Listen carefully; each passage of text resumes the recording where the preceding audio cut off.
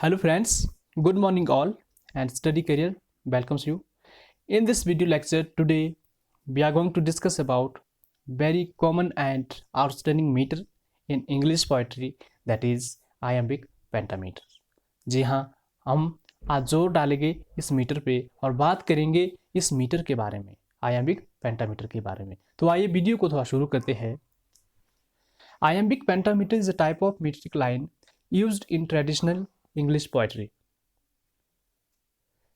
Traditional English poetry and verse drama. तो दोस्तों जो वर्स ड्रामा है, जैसे यहाँ पे आपको पता चल रहा होगा वर्स ड्रामा क्या होता है। Drama not for performance, written drama होता है ये, ठीक है, वर्स के फॉर्म में होता है, ना कि परफॉर्मेंस के लिए होता है, विलियम शेक्सपियर वाला नहीं होता है।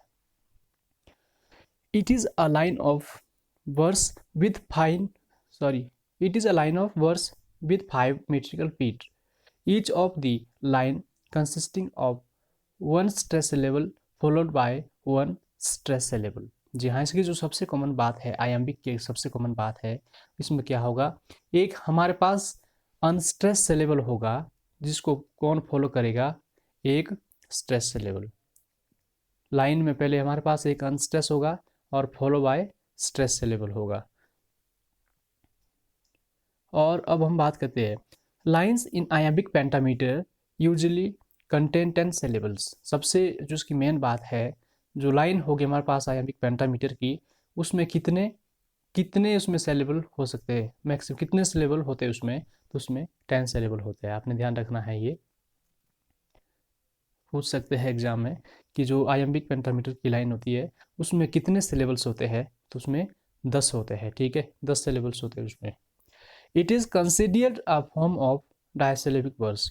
और किसकी फॉर्म मानी जाती है, ये डायसिलेबिक वर्स की फॉर्म मानी जाती है आयम्बिक पेंटामीटर। तो यहाँ पे मैंने एक एग्जाम्पल दिया है और उम्मीद करता हूँ कि कुछ ना कुछ आपको इससे समझ आएगा आयम्बिक पेंटामीटर के बारे में। तो देखिए इस एग्जाम्पल को, जो ये एग्जाम्पल है हमारे पास, ये आयम्बिक पेंटामीटर का। Two households both alike in dignity. अगर आप इसको खुद पढ़ोगे ना, इसको 2-3 बार पढ़ लेना इस लाइन को। Two households both alike in dignity.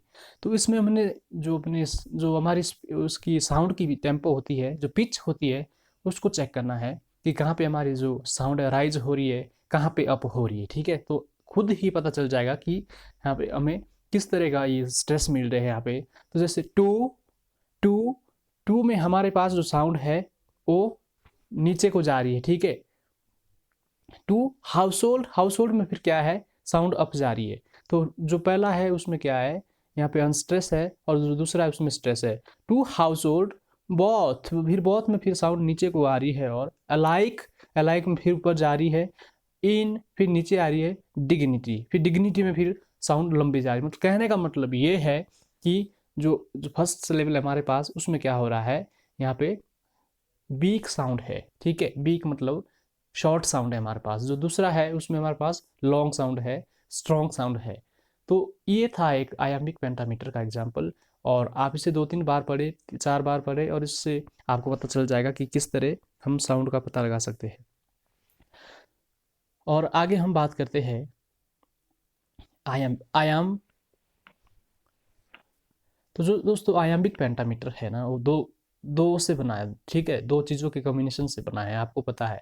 और उसमें पहली क्या है, आयाम, और दूसरा क्या है, पेंटामीटर। तो आयाम क्या होता है, तो जो आयाम होता है, stress syllable follow by unstress syllable follow by stress. आप कह सकते हैं कि weak syllable follow by strong, और short sound follow by long sound, ठीक है। तो ये था कुछ आयम्बिक पेंटामीटर के बारे में जो आपने ध्यान रखना है। और अब बात करते हैं पेंटामीटर के बारे में। Pentameter, a line has 5 of these feet, ठीक है। इसमें क्या होगा, 5 ऑफ दीज फीट, इसमें जो हमारे पास लाइन होगी वो 5 लाइन वाली होगी, और इसमें फीट भी इस तरह होगी। तो अब आयम्बिक पेंटामीटर का जो हम वर्गीकरण करते हैं इसको, कि किस किस फॉर्म में ये आई है हमारे पास इंग्लिश पोइट्री और वर्स ड्रामा में, कि किस तरह ये चीज़ अपेयर हुई है आयम्बिक पेंटामीटर, ठीक है। तो जो इसका जो फॉर्म है ना वो है जैसे ब्लैंक वर्स है, किसी ने ब्लैंक वर्स में लिखा है, और हीरोइक कपलेट है। आपको चौसर का तो पता होगा ना कि हीरोइक कपलेट के फादर माने जाते हैं। उन्होंने काफ़ी हीरोइक कपलेट पे जोर डाला था, ठीक है। और उसके बाद जैसे ब्लैंक वर्स में फिर हमारे पास बहुत सारे बंदे जैसे क्रिस्टोफर मार्लो है, यूनिवर्सिटी वीड्स के राइटर्स है, और इवन शेक्सपियर जैसे राइटर है, उन्होंने भी ब्लैंक वर्स में लिखा है। तो जो आयम्बिक पेंटामीटर की जो फॉर्म डिवाइड होती है वो कुछ इस तरह होती है। अब हम थोड़ा बात करते हैं इसके बैकग्राउंड पे दोस्तों।